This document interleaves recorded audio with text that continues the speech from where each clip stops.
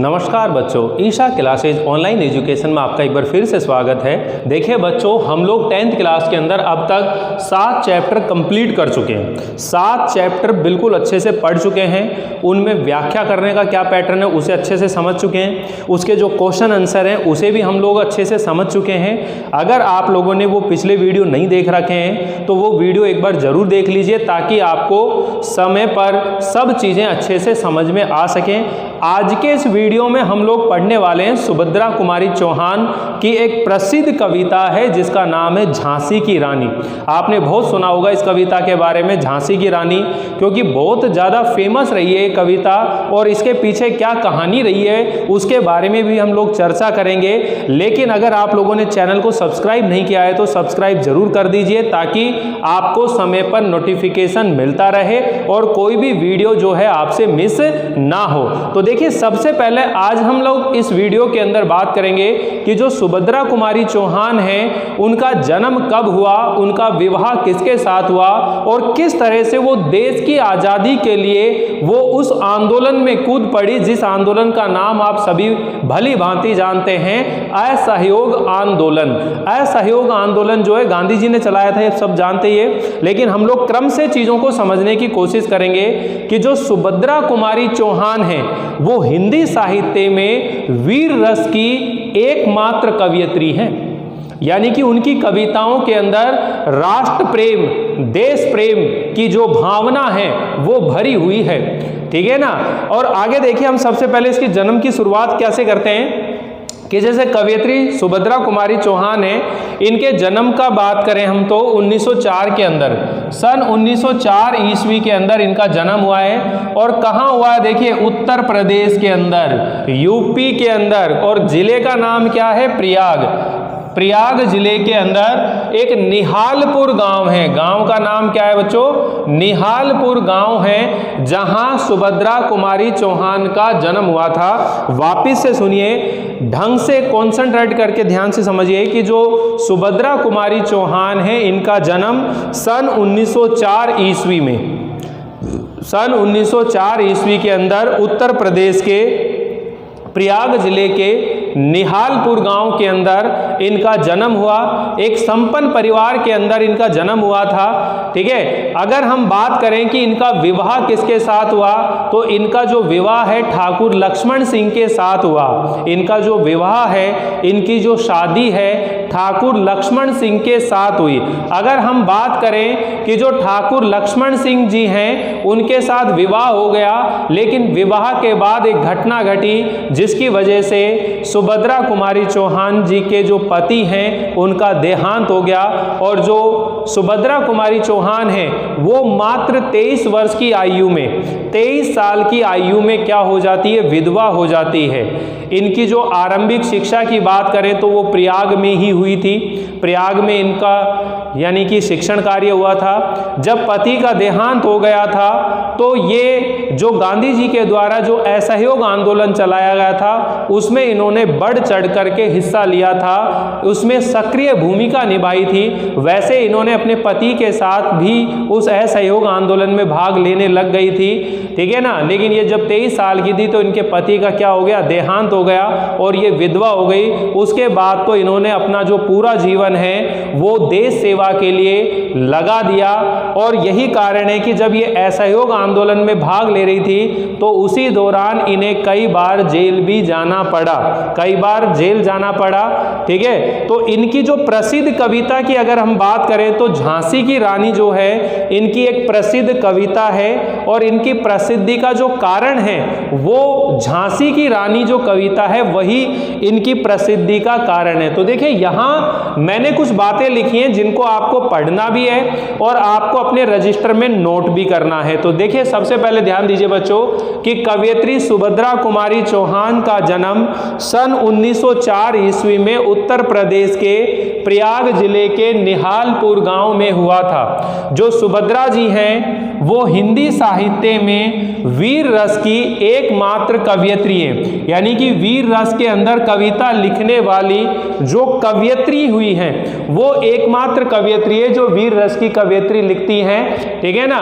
वीर रस की कविता लिखती हैं। इनका जो विवाह है, इनकी जो शादी है ठाकुर लक्ष्मण सिंह चौहान के साथ इनका विवाह हुआ। यानी कि जो ठाकुर लक्ष्मण सिंह चौहान है ये इनके पति का नाम है और ये 23 वर्ष की आयु में ही क्या हो गई थी, विधवा हो गई थी, यानी कि इनके पति का देहांत हो गया था। इन्होंने अपने पति ठाकुर लक्ष्मण सिंह चौहान के साथ जो असहयोग आंदोलन है उसके अंदर इन्होंने बढ़ चढ़ करके हिस्सा लिया था। देखिए बच्चों, ये जो असहयोग आंदोलन है ये गांधी जी के द्वारा चलाया गया था और आगे चल करके भी आप एक कवि पढ़ेंगे भवानी प्रसाद मिश्र, वो भी उस असहयोग आंदोलन के अंदर, भारत छोड़ो आंदोलन के अंदर भाग लिया था। ऐसे बहुत सारे राइटर आपको मिलेंगे उस दौर में जब देश को आज़ाद कराने के लिए इनने अपनी अहम भूमिका निभाई थी।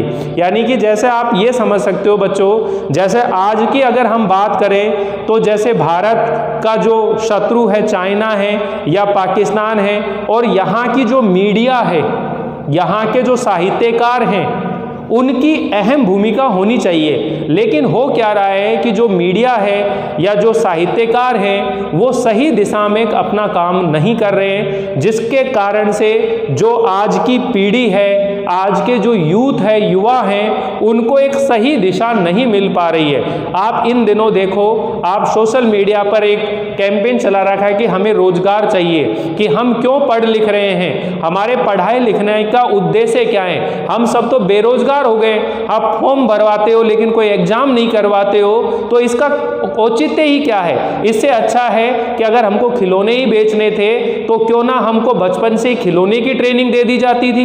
तो कहने का मतलब ये बच्चों कि देश के अंदर जो माहौल चल रहा होता है उसके विरुद्ध आवाज उठानी पड़ती है। और उस समय जब हमारे यहाँ अंग्रेजों का शासन था तो उस समय जब गांधी जी ने ये कहा 1920-21 के अंदर कि अगर पूरा भारत देश एकजुट हो जाएगा और इन अंग्रेजों की किसी तरह की सहायता नहीं करेगा तो 1 साल के अंदर हमारा देश क्या हो जाएगा, आजाद हो जाएगा।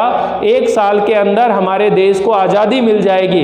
तो उस समय पूरे देश के अंदर एक खुशी की लहर दौड़ गई कि अरे यार, गांधी जी ने कहा है 1 साल की बात है, अगर 1 साल स्कूल नहीं जाएंगे, मतलब बच्चे जो थे उन्होंने ये सोच लिया कि अगर हम अंग्रेजों की स्कूलों में या उनके द्वारा जो संस्थान चल रही उनके अंदर हम नहीं जाएंगे, 1 साल नहीं पढ़ेंगे तो क्या हो जाएगा, हमें उनकी स्कूलों में नहीं जाना। उन्होंने स्कूलों के अंदर जाना छोड़ दिया, बहिष्कार कर दिया। जो कर्मचारी थे उन्होंने, जो गवर्नमेंट सेक्टर में काम करते थे वहां पर उन्होंने जाना छोड़ दिया। जो कॉलेज में पढ़ने वाले स्टूडेंट थे उन्होंने कॉलेज में जाना छोड़ दिया। अंग्रेजी हुकूमत का हर तरह से क्या कर दिया, उन्होंने असहयोग किया था, यानी कि असहयोग आंदोलन।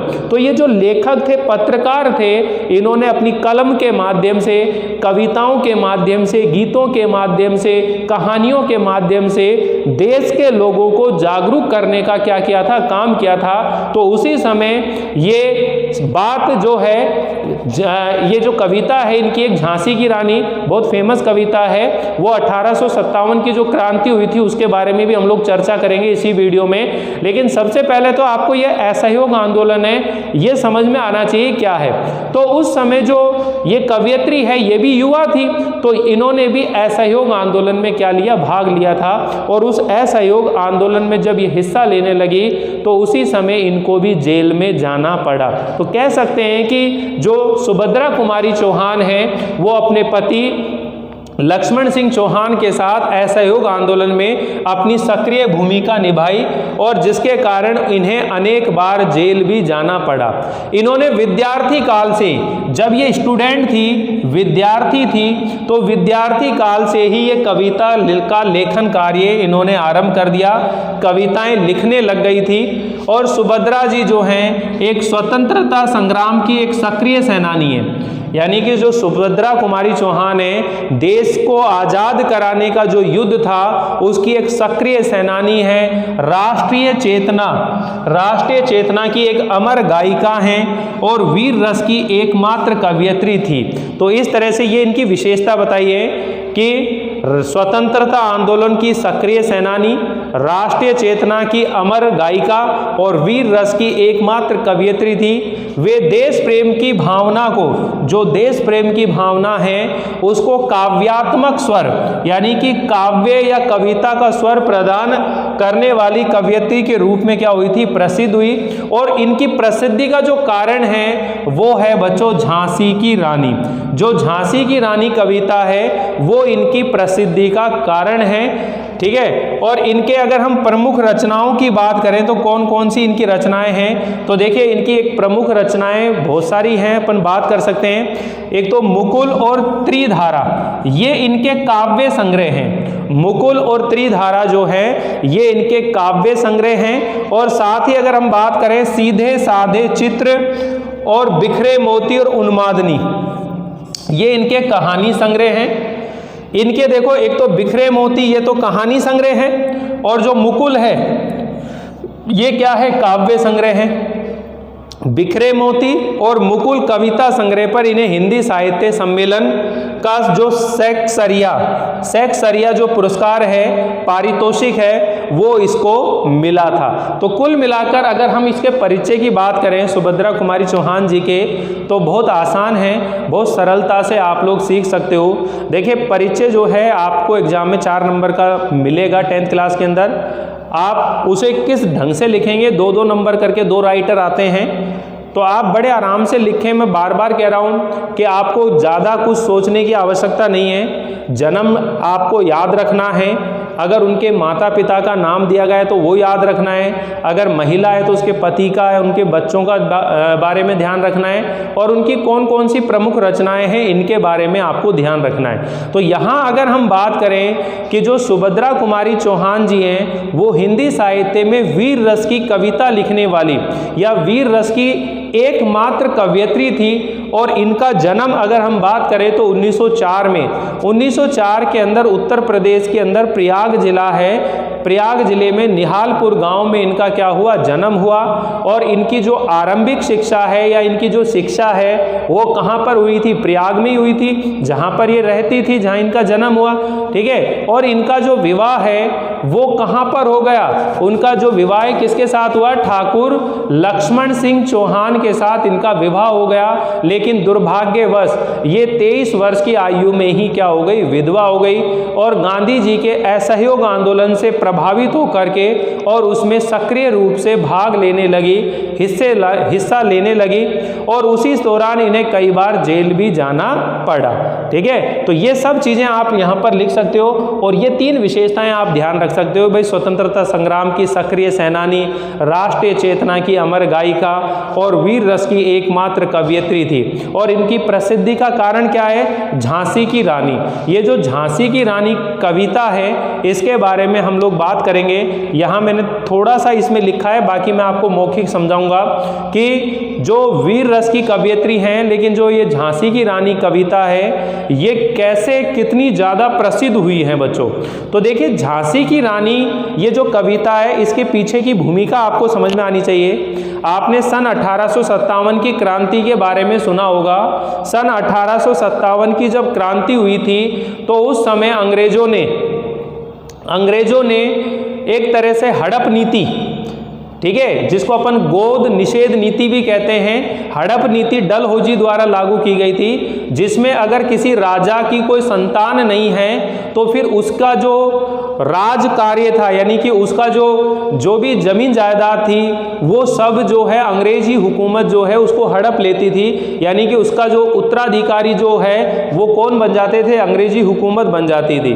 तो झांसी की रानी का जो विवाह हुआ था तो उसके बाद में उनके कोई संतान नहीं थी, ठीक है ना। तो उन्होंने एक जो दत्तक पुत्र है वो गोद ले लिया था, लेकिन अंग्रेजों ने उसे उसका उत्तराधिकारी नहीं माना। और झांसी का जो महल है या वहाँ का जो शासन है अंग्रेजों ने अपने अधीन करना चाहा। तो उसी समय झांसी की रानी ने अब बड़ी वीरता के साथ में साहस के साथ में उन्होंने अंग्रेजों के साथ में युद्ध करना आरंभ कर दिया, उनके विरुद्ध आवाज उठा दी।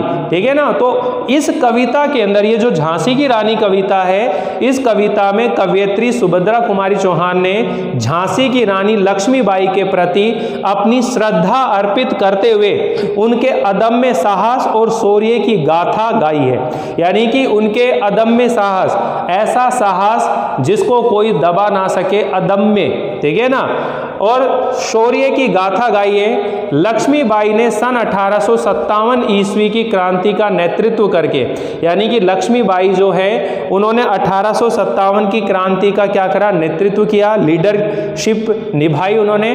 और जो निराश और हताश राजा महाराजा थे उनके अंदर एक आशा की किरण का संचार किया, आशा का संचार किया, क्योंकि जो लक्ष्मीबाई है उन्होंने अंग्रेजों से मुकाबला करने के लिए ठान ली थी। तो ये जो कविता है झांसी की रानी, इसमें कवित्री सुभद्रा कुमारी चौहान ने जो झांसी की रानी है लक्ष्मीबाई, उनके साहस, उनके पराक्रम, उनके शौर्य की गाथा को सुनाया है, गाया है, बताया है। तो हम लोग इस कविता के अंदर उन्हीं की इस वीरता को हम लोग सुनने वाले हैं। तो एक बार आप लोग इसका स्क्रीनशॉट ले लीजिए, फिर हम लोग आगे बात करते हैं।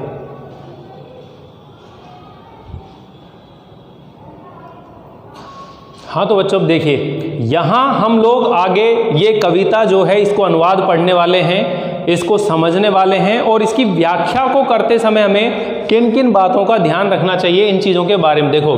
सिंहासन हिल उठे, राजवंशों ने भ्रुकुटी तानी थी, बूढ़े भारत में भी आई फिर से नई जवानी थी, गुमी हुई आज़ादी की कीमत सबने पहचानी थी, दूर फिरंगी को करने की सबने मन में ठानी थी, चमक उठी सन 57 में वह तलवार पुरानी थी, बुंदेले हर मौलों के मुंह हमने सुनी कहानी थी, खूब लड़ी मर्दानी वह तो झांसी वाली रानी थी, झांसी वाली रानी थी। समझ में आया। ये जो झांसी की रानी की कविता है इसको गीत के रूप में भी गाया जा सकता है, वीर रस की कविता है, बहुत ही सुंदर कविता है। कभी ऑफलाइन क्लास चलेगी तो मैं आपको गाकर जरूर सुनाऊंगा, ठीक है ना। सिंहासन हिल उठे, राजवंशों ने भ्रुकुटी तानी थी। अब देखो ये क्या मतलब कहना चाह रहा है कि 1857 के अंदर क्रांति हुई थी, एक सिपाही क्रांति, यानी कि आपने जो मंगल पांडे का नाम सुना होगा, मंगल पांडे ने इस क्रांति की क्या करी थी, शुरुआत करी थी, और वहीं से धीरे धीरे ये क्रांति का जो बुगुल है वो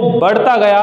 और उसी समय जो लक्ष्मीबाई है उसका जो राजपाट है उसे भी जब अंग्रेजों ने छीनना चाहा तो जो झांसी की रानी है उसने भी अंग्रेजों के विरुद्ध अपनी आवाज उठाई और जंग के जो है ऐलान कर दिया। तो उसी के बारे में यहाँ 1857 के अंदर जो क्रांति हुई थी उसी चीज के बारे में, सिंहासन हिल उठे, राजवंशों ने भ्रुकुटी तानी थी, बूढ़े भारत में भी आई फिर से नई जवानी थी। तो कहने का मतलब यह है बच्चों कि सन 1857 ईस्वी के अंदर जो क्रांति हुई थी उसके बाद में भारत के अंदर जैसी स्थिति थी, राजा जो थे भयभीत थे, हर व्यक्ति जो है जो अंग्रेजों की हुकूमत को मान करके और उनकी अधीनता को स्वीकार कर रहे थे।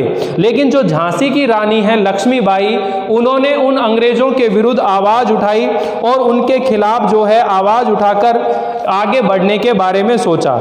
यानी कि कवयित्री जो है इस प्रसंग में क्या कहना चाह रही है कि अंग्रेजों को भगाकर देश को आजाद करने के लिए 1857 में एक विद्रोह आरंभ हुआ। अनेक देशी राजाओं ने अंग्रेजों के विरुद्ध बगावत की थी और इसी के परिणाम स्वरूप राजाओं का सिंहासन डोल उठा था। उसे देखकर ऐसा लगा था जैसे बूढ़े भारत में जवानी या जोश आ गई है। इसका मतलब यह है बच्चों कि जब यहाँ 1857 की जो क्रांति हुई थी उस क्रांति के बाद में कितने ही राजा थे, महाराजा थे जिन्होंने अंग्रेजों के विरुद्ध अपनी भ्रुकुटी, अपनी बोहें जो है तान ली थी, अर्थात उनका विरोध करने या इस भारत देश से उन्हें भगाने के लिए बिल्कुल दृढ़ निश्चय कर लिया था। तो इस लाइन का मतलब क्या है समझिए, सिंहासन हिल उठे, कि जो सिंहासन थे वो हिल उठे, राजवंशों ने भ्रुकुटी तानी थी और बूढ़े भारत में भी आई फिर से नई जवानी थी। तो इसका मतलब ये है बच्चों कि 1857 की जो क्रांति हुई थी उसके बाद में देश में जगह जगह पर अंग्रेजों के विरुद्ध उनका विरोध करने के लिए अनेक राजा महाराजाओं ने अपनी आवाज उठाई थी और उनका विरोध आरंभ हो गया था। तो इस तरह से जो भारत एक तरह से बूढ़ा हो गया था, जिन्होंने उन अंग्रेजों की दास्ता को स्वीकार कर लिया था, तो 1857 की क्रांति के बाद में फिर दोबारा से भारत देश के अनेक राजाओं ने, रजवाड़ों ने उन अंग्रेजों के विरुद्ध जो है आंदोलन करने की ठान ली और ये ठान लिया कि इन्हें भारत से भगा कर ही हम दम लेंगे। तो इनका मतलब यही है कि सिंहासन हिल उठे, राजवंशों ने भ्रुकुटी तानी थी, बूढ़े भारत में भी आई फिर से नई जवानी थी। तो बूढ़े भारत में नई जवानी कैसे आ गई? क्योंकि जिस आजादी को पाने के लिए 1857 की क्रांति हुई थी, तो उसके बाद में जितने भी जो लोग कायरों की तरह चुप बैठे थे और अंग्रेजों का सामना नहीं कर रहे थे, लेकिन इस क्रांति के बाद में यहाँ के राजाओं ने फिर से अंग्रेजों को भारत से भगाने के लिए मन में ठान लिया। तो मानो फिर से जो भारत देश बूढ़ा हो गया, उस बूढ़े भारत में वापस से जवानी लौट कर आ गई और उनके मन में ये वीरता का संचार हो गया कि अब तो भारत देश से इन अंग्रेजों को भगाकर ही रहेंगे। तो सिंहासन हिल उठे, तो जितने भी राजाओं के जो सिंहासन है वो हिल उठे और राजवंशों ने भ्रुकुटी तानी, अपनी बोहें तान ली, यानी कि क्रोध से या एक तरह से विरोध की भावना से अंग्रेजों के विरुद्ध ये आवाज हर जगह से उठने लगी और इस तरह बूढ़े भारत में एक बार फिर से नई जवानी आई। गुमी हुई आजादी की कीमत सबने पहचानी थी कि अंग्रेजों की गुलामी करके और अपनी जो आजादी की जो कीमत थी वो सब लोग भूल गए थे। लेकिन 1857 की क्रांति के बाद यहाँ के लोगों को, यहाँ के राजाओं को ये एहसास हुआ कि हम कब तक इनके गुलाम रहेंगे। तो गुमी हुई जो आजादी थी, जो आजादी कहीं खो गई थी, उस खोई हुई, उस गुमी हुई आजादी की जो कीमत है भारत देश के सब लोगों ने पहचानी थी। दूर फिरंगी को करने की सबने मन में ठानी थी और यही कारण है कि इन फिरंगियों को, इन अंग्रेजों को इस भारत देश से खदेड़ करके यहाँ से दूर भगाने के लिए सबने अपने मन में एक दृढ़ निश्चय कर लिया था कि अब यहाँ से इन अंग्रेजों को भगाया जाएगा, इन अंग्रेजों को इस भारत की पवित्र धरती पर टिकने नहीं दिया जाएगा। सब लोगों के मन में यह दृढ़ निश्चयता आ गई। चमक उठी सन 57 में वह तलवार पुरानी थी कि जो 1857 ईस्वी के अंदर जो संग्राम हुआ था या 1857 के अंदर जो क्रांति उठी थी वो तलवार कहीं पुरानी हो चुकी थी। लेकिन चमक उठी सन 57 में वह तलवार पुरानी थी, लेकिन आज़ादी लड़ने के लिए वो जो तलवार थी वो कहीं ना कहीं एक पुरानी दबी हुई इच्छा थी और फिर से वो इस 1857 की लड़ाई के अंदर ये वापस से उभर कर आई। तो मतलब वह जो तलवार थी वो फिर से चमक उठी। बुंदेले हर बोलों के मुंह हमने सुनी कहानी थी। और जो बुंदेलखंड के हर बोले होते हैं ये जगह जगह जाकर के गीतों का गायन करते हैं। तो बुंदेलखंड के हर बोलों के मुंह से हमने जरूर सुना था कि इस 1857 की क्रांति में एक महिला ऐसी थी, एक स्त्री ऐसी थी जिन्होंने मर्दों की तरह खूब लड़ी मर्दानी, वह तो झांसी वाली रानी थी। यानी कि एक महिला ऐसी थी जो मर्दों की तरह जो है युद्ध करा था, जिन्होंने अंग्रेजों के साथ में लोहा लिया था, उनके कंधे से मिलाकर, कंधे से कंधा मिलाकर उनके साथ युद्ध किया था। ऐसी एक वीर मर्दानी स्त्री इस भारत की धरती पर हुई है और वो झांसी की रानी थी। तो वापिस से देखिए बच्चों यहाँ पर क्या कह रहे हैं, सिंहासन हिल उठे राजवंशों ने भ्रुकुटी तानी थी, बूढ़े भारत में भी आई फिर से नई जवानी थी। तो इसी चीज को यहाँ पर कह रहे हैं कि ऐसा लगता है कि राजाओं के सिंहासन डोल उठा था, उसे देखकर ऐसा लगा था जैसे बूढ़े भारत में जवानी आ गई है। और जनता ने तब उस समय अपनी खोई हुई आज़ादी का जो महत्व है फिर से अनुभव कर लिया और सभी के मन में ठान ली कि अब हमारे देश में जो शासन कर हमें गुलाम बनाए रखने वाले जो अंग्रेज हैं उन्हें भारत से दूर भगाना है। और उससे पहले तो सन 57 के अंदर अंग्रेजों का विरोध हुआ था, इसीलिए कवयित्री ने सन 57 के विद्रोह को एक पुरानी तलवार का चमकना कहा है।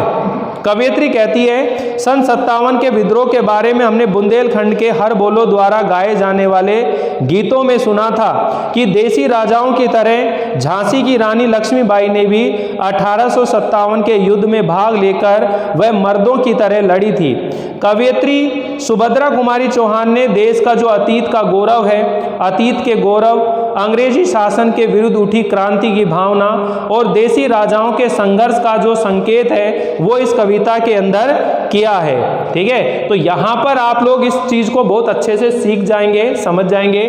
आसान है कि जब देश की आज़ादी के लिए जो आंदोलन हुआ उसके अंदर जो झांसी की रानी है वो भी पीछे नहीं रही और वह भी मर्दों की तरह तलवार उठा करके और अंग्रेजों का सामना किया और उन्हें भारत की धरती से खदेड़ने के लिए बिल्कुल दृढ़ निश्चय कर लिया था। ठीक है, तो इस तरह से यहाँ पर 1857 की क्रांति की स्थिति की एक शुरुआत करी है।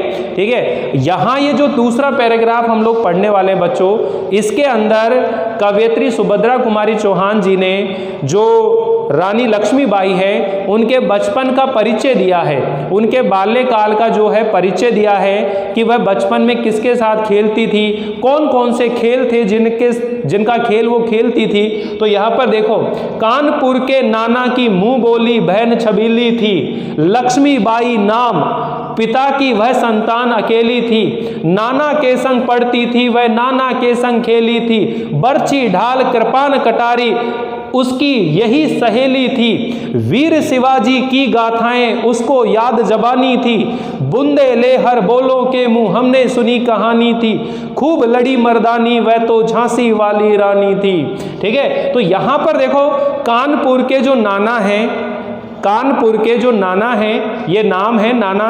ठीक है, कानपुर के जो नाना हैं उनकी मुंह बोली बहन थी और बहन छबीली थी, एक सुंदर छवि वाली, छबीली का मतलब है छवि, एक सुंदर छवि वाली बहन, मुंह बोली बहन थी। ये बचपन का परिचय दे रहे ना कि कानपुर के नाना है, उनकी मुंह बोली बहन थी और एक सुंदर छवि वाली ये महिला थी।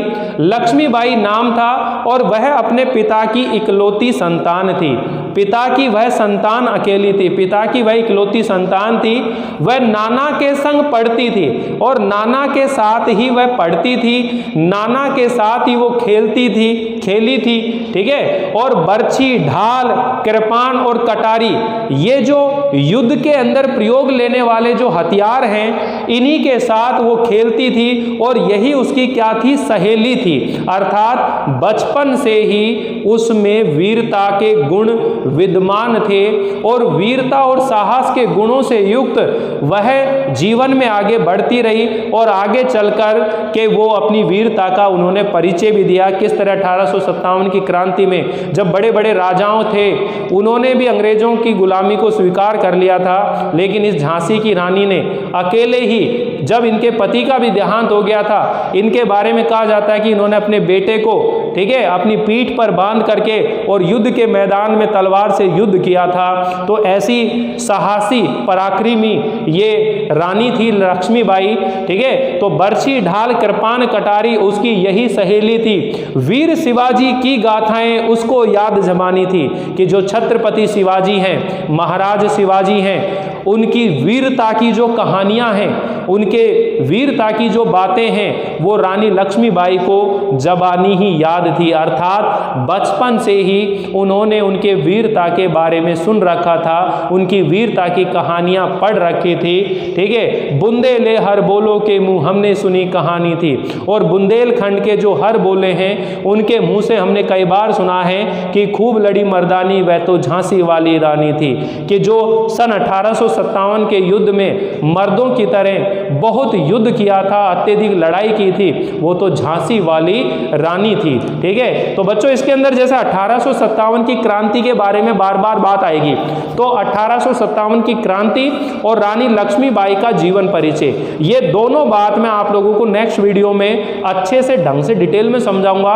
क्योंकि यहाँ हमने सुभद्रा कुमारी चौहान के जीवन परिचय के बारे में पढ़ा है और इनकी कविता के बारे में में पढ़ा है, ये दोनों ही पद मैं एक बार फिर से आपके सामने रिपीट करने वाला हूं। तो आप लोग फिलहाल इस वीडियो में ये जो चीजें आपको बताई गई हैं इन्हें ध्यान से सुन करके और इनकी व्याख्या करने की प्रैक्टिस जरूर करनी है आप लोगों को।